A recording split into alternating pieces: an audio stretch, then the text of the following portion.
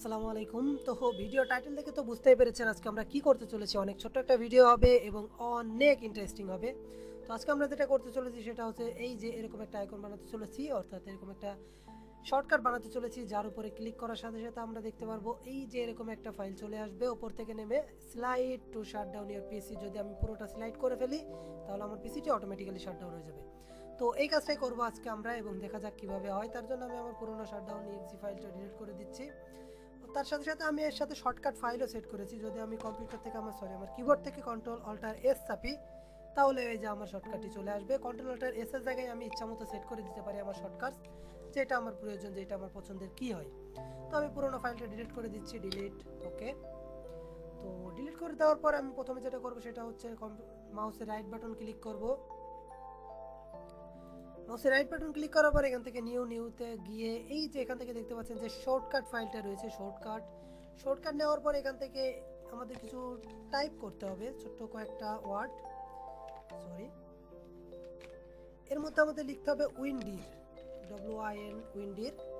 এখানে এসে আমাদের ফরওয়ার্ড স্ল্যাশ দিতে হবে, দিয়ে সিস্টেম 32, এই যে সিস্টেম 32 আবার স্ল্যাশ দিতে হবে।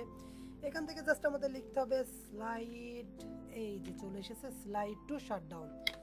তো ইন্টার চাপার পর এখানে এই যে এখানে চলে এসেছে আমাদের নাম আপনারা ডিফল্ট রাখতে পারেন, ডিফল্ট না রেখে চেঞ্জও করতে পারেন, ইচ্ছামতো দিতে পারেন। আমি স্লাইড ফর শাটডাউন দিয়ে দিচ্ছি, এখান থেকে ফিনিশ লিখে দিচ্ছি।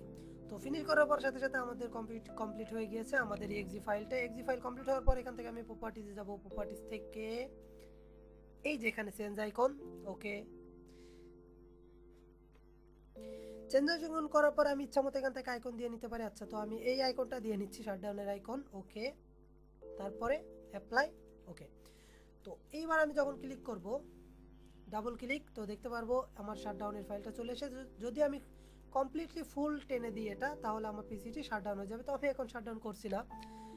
তো এর সাথে এবার আমাদের শর্টকাট ফাইল সেট করতে হবে। কন্ট্রোল অল্টার এস যদি চাপি এই মুহূর্তে কাজ হবে না, কেননা আমরা আগের যে শর্টকাট ফাইলটা ছিল সেইটার সাথে কন্ট্রোল অল্টার এস সেট করেছিলাম, এইটার সাথে করি নাই। তো এটার সাথে আমি করে নেবো, তার জন্য করবো রাইট বাটন ক্লিক করে এখান থেকে প্রপার্টিজ থেকে এই যে এখানে শর্টকাট ক্লিক করাই রয়েছে, শর্টকাট থেকে এই যে এখানে শর্টকাট কি জাস্ট নানের উপরে ক্লিক করে কিছুই মুছতে হবে না, জাস্ট এস লিখতে হবে আমাদের, কন্ট্রোল অল্টার এস, অথবা এসটা চেঞ্জ করে আমি কন্ট্রোল অল্টার ভি চাপবো, কন্ট্রোল অল্টার ই চাপবো, ইচ্ছা মতো যে কোনো একটা কি চাপলেই, অর্থাৎ কন্ট্রোল অল্টার সেই কি যে কি আমি দিতে যাচ্ছি সেই কে দিলে শর্টকাট তৈরি হয়ে গেল, অ্যাপ্লাই, ওকে।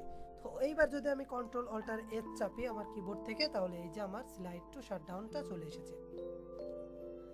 শেষ করতে চাচ্ছিলাম ভিডিওটা, তো একটা বোনাস ট্রিক্স দেখিয়ে দিই আজকে। এমন কাজটা যদি আপনারা করতে চান যে আপনাদের কম্পিউটার অন হওয়ার সাথে সাথে একটা সং বেজে উঠবে, অথবা একটা ভিডিও চলে উঠবে, অথবা কোনো একটা সফটওয়্যার অটোমেটিক্যালি রান হয়ে যাবে, সেরকমটা আপনারা করতে পারেন। সেটা হচ্ছে স্টার্টআপের কাজ হচ্ছে কম্পিউটার ওপেন হওয়ার সাথে সাথে সর্বপ্রথম কম্পিউটার স্টার্টআপ ফোল্ডারটাকে এক্সিকিউট করে, স্টার্টআপ ফোল্ডারের ভিতর যা যা থাকবে সবগুলোকে এক্সিকিউট করে। তো দেখা যাচ্ছে অনেক সময় ভাইরাস তৈরি করে আমাদের কম্পিউটারে দিয়ে দেয় স্টার্টআপ ফাইলে অনেকে, যার কারণে কম্পিউটার অন হওয়ার সাথে সাথে সেই ভাইরাসটা এক্সিকিউট হওয়া শুরু করে, অর্থাৎ কম্পিউটারে ছড়িয়ে পড়তে শুরু করে।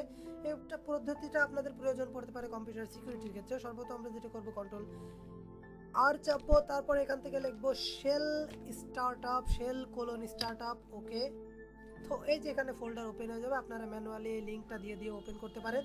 তো এই ফোল্ডারের মধ্যে আমি যদি কিছু দিই, যেমন এই ফাইলটায় যদি দিই আমি, তাহলে সর্বপ্রথম কম্পিউটার যখন অন করব আমি, তখন এই ফাইলটাই সর্বপ্রথম অন হয়ে যাবে। তো এই ছিল আজকের ভিডিও। পরবর্তী লেকচার ভিডিওতে দেখা হবে নতুন কোনো বিষয় নিয়ে।